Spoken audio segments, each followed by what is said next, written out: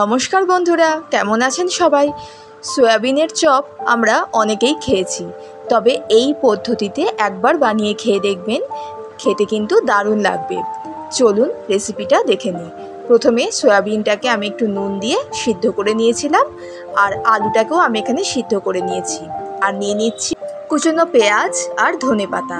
আর এদিকে মশলা বলতে আমি এখানে নুন, হলুদ, চিলি ফ্লেক্স আর একটুখানি চাট মশলা আর আমচুর পাউডার এইগুলোই ব্যবহার করব। এরপর দেখুন, ভালো করে সয়াবিনটাকে জল ঝরিয়ে মিক্সার জারে দিয়ে দেব। একটা পেস্ট বানিয়ে নেব। খুব বেশি কিন্তু মিহি করে পেস্ট করতে হবে না, একটুখানি চেয়ে চেয়ে থাকবে সেই রকমই পেস্ট করব। দেখুন, একটু সামান্য কিন্তু সয়াবিনটা চেয়ে রয়েছে, মানে একটুখানি শক্ত শক্ত ব্যাপার রয়েছে, সেই রকমভাবেই পেস্টটা কিন্তু করব, পুরো মিহি করব না। এরপর একটা বাটি নিয়ে নিচ্ছি, তার মধ্যে সয়াবিনটাকে দিয়ে দিচ্ছি। সয়াবিনটা পরিষ্কার করে একদম ঢেলে নিয়েছি। এরপর এর মধ্যে দিয়ে দেব ওই আগে থেকে সিদ্ধ করে রাখা আলু। আমি এখানে একটা বড় সাইজের আলু আর একটা মিডিয়াম সাইজের আলু নিয়ে নিয়েছি। এরপর এর মধ্যে দিয়ে দেব ধনেপাতা কুচি।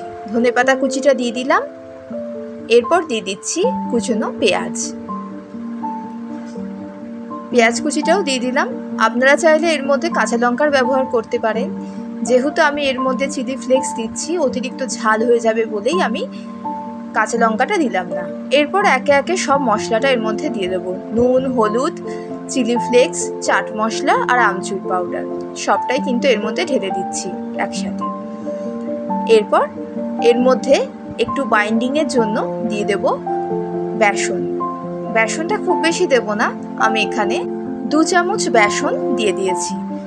এরপর এর মধ্যে দিয়ে দেব অল্প একটুখানি সয়া সস, আর দিয়ে দেব একটুখানি টমেটো সস।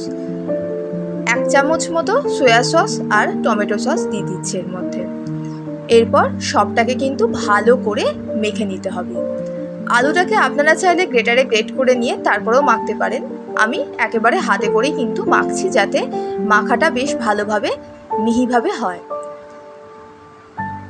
দেখুন, সবটাকে কিন্তু ভালো করে মেখে নিতে হবে, যাতে কোনো রকম দলা পাকিয়ে না থাকে।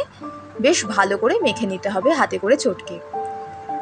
পুরো ভালোভাবে মেখে নিয়েছি, দেখতেই পাচ্ছেন। আর এর মধ্যে আমি কোনো রকম জলের ব্যবহার করলাম না, কারণ সয়াবিনে আমি জল ঝরিয়ে নিয়েছিলাম, তারপরেও একটু তো জল থেকেই থাকে, তো তাতেই কিন্তু পুরো মাখাটা হয়ে গেছে। আর মাখাটা একটুখানি এই রকমই হবে। এরপর এর মধ্যে মেন উপকরণ অ্যাড করব, সেটা হচ্ছে মুড়ি। আপনারা চাইলে ব্রেড ক্রাম্বসেরও ব্যবহার করতে পারেন, তবে আমি এখানে মুড়ি দিয়ে আজকে রেসিপিটা করব। মুড়িটা কিন্তু ব্রেড ক্রাম্বসের কাজ করবে।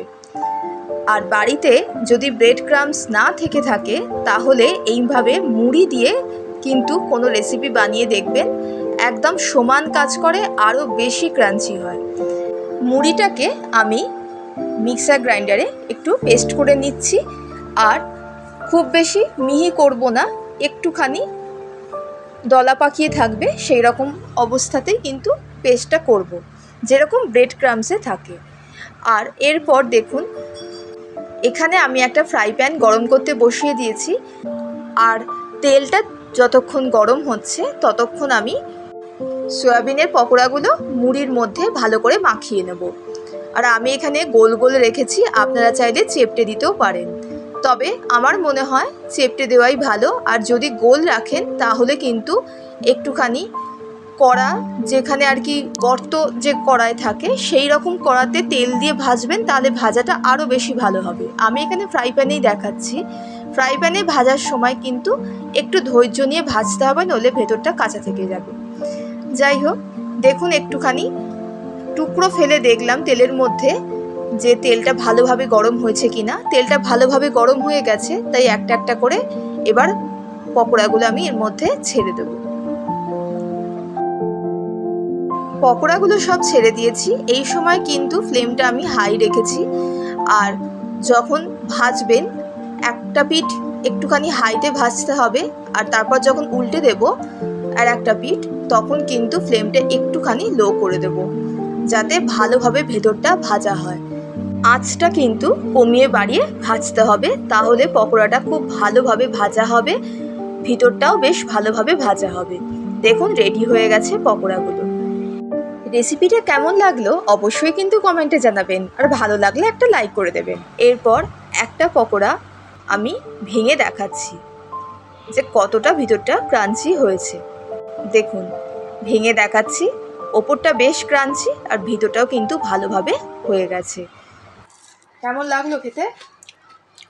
খুব সুন্দর হয়েছে, বেশ মুচমুচে হয়েছে। মুড়ি দিয়ে করেছি জানো? তাই?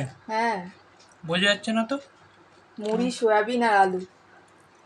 আলু আর সোয়াবিনটা বুঝতে পারছি, মুড়িটা বুঝতে পারছি না, ওই জন্য একটা ক্রাঞ্চি ব্যাপারটা হ্যাঁ, লাগছে। আমার বর তো বেশ প্রশংসাই করলো পকোড়াগুলো খেয়ে। আপনারাও অতি অবশ্যই বাড়িতে বানিয়ে দেখবেন, আশা করি আপনাদেরও ভালো লাগবে। ধন্যবাদ।